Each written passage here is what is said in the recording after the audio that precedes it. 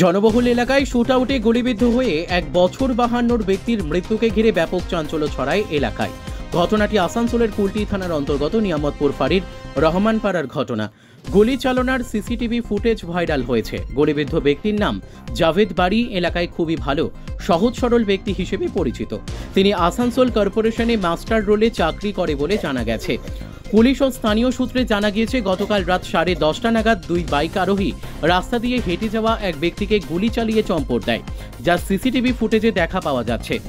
ঘটনার পরেই স্থানীয়রা পুলিশে খবর দেয়। পুলিশ ঘটনাস্থলে এসে আহত যুবককে চিকিৎসার জন্য আসানসোল জেলা হাসপাতালে নিয়ে যায়। সেখানেই তার মৃত্যু হয় বলে জানা গেছে। ঘটনার পরে এলাকায় ব্যাপক আতঙ্ক ছড়ায়। পুরো ঘটনার তদন্ত শুরু করেছে পুলিশ। পশ্চিম বর্ধমান থেকে মিঠুন মণ্ডলের report, crime press Bengal news. Phone করলো কি পাড়াতে গুলি চলে গেছে, তাড়াতাড়ি আমরা সবাই দৌড়ে এসেছি। এসে দেখছি পুলিশ যেহেতু নিয়ে চলে গেছে, হসপিটাল নিয়ে গেছে।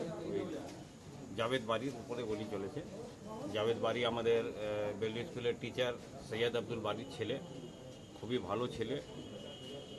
আসানসোল কর্পোরেশনে মাস্টার রোলে চাকরি করে, আগে কুলটি মিউনিসিপ্যালিটি ছিল, এখন কর্পোরেশন হয়ে গেছে। মাস্টার রোলে চাকরি করে ছেলেটা তো ভালোই ছেলে। এবারে যেহেতু আমরা দেখেছি, হঠাৎ শুনলাম খবর শুনে সবার পাড়ার লোক জড়ো হয়ে গেছে। ওরা কি বাইকে ছিল বলছে? ওরা বাইকে ছিল। কয়জন ছিল? ফটো যে এসেছে, ওরা বাইকে ছিল। অন্ধকার ছিল, যে জায়গাটাতে শ্যুট করেছে যে জায়গা অন্ধকার ছিল। অন্ধকার লাভ নিয়েছে, লাভ নিয়ে গুলি মেরেছে ওইখানে। যদি এই দিকে থাকতো লাইটে, তাহলে কিছু আর দেখা যেত, গাড়ির নম্বর ফম্বর এসব পাওয়া যেত, কিন্তু গাড়ির নম্বরটা আমরা দেখতে পাচ্ছি না। এবারে পুলিশ নিশ্চয়ই বার করবে। এরকম এই সন্ধ্যায়, ভোর সন্ধ্যায় ধরুন এক গুলি চলে গেল, কতটা আতঙ্কিত আমরা, ভয় কতটা লাগছে আপনাদের? দেখুন, ভয়ের তো ব্যাপার আছে। এই পাড়ার ভিতরে, মহল্লার ভিতরে যদি গুলি চলে যায়, তাহলে ভয়ের তো ব্যাপার আছে। কিন্তু আমাদের পুরো আশা আছে, পুলিশ নিজের কাজ করছে। যত তাড়াতাড়ি হয় পুলিশ অ্যারেস্ট করবে। কারণে হতে পারে এটা? এই কারণ তো কিছু বলতে পারছি না, যেহেতু ছেলেটা তো খুবই ভালো ছেলে, সরল ছেলে। ওইরকম কোনো লেনা দেনা বা কোনো বড় ধার কর্জা এত কিছু ছিল না, নর্মাল লাইফ। কারণটা কি ছিল? কারণ বলা যাচ্ছে না এখন, কারণ তো আমরা বলতে পারবো না কি ব্যাপার ছিল। আমরা এতটা জানি, ছেলে ভালো ভালো ছেলে আছে, সরল ছেলে আছে, সবাই লাইক করে, সবারই সঙ্গে ভালোবাসা আছে। কোনোদিন কাউরির সঙ্গে লড়াই ঝগড়া করতে দেখি। পুলিশ এসেছিল? পুলিশ এসেছে, পুলিশ দেখে গিয়েছে। পুলিশ বললো, আশ্বাসন দিয়েছে কি যত তাড়াতাড়ি হয় আমরা অ্যারেস্ট। আপনারা কি চাইছেন?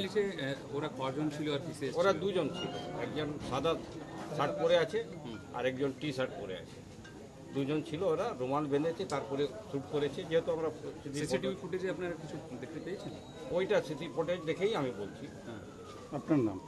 আমার নাম Mir Hatim, x MIC Asansol municipal corporation, district general secretary, Trinamool Congress. 10:30 বা 10:25 পর একটা ফায়ারিং ইনসিডেন্ট ঘটেছে এখানে। দুজন আননোন মিসক্রিয়েন্ট যাচ্ছিল, একজনকে জাভেদ বাড়ি বলে একজনকে ফায়ারিং করেছে। ফার্দার যা ঘটনা ঘটে আপনি পরে জানাচ্ছেন।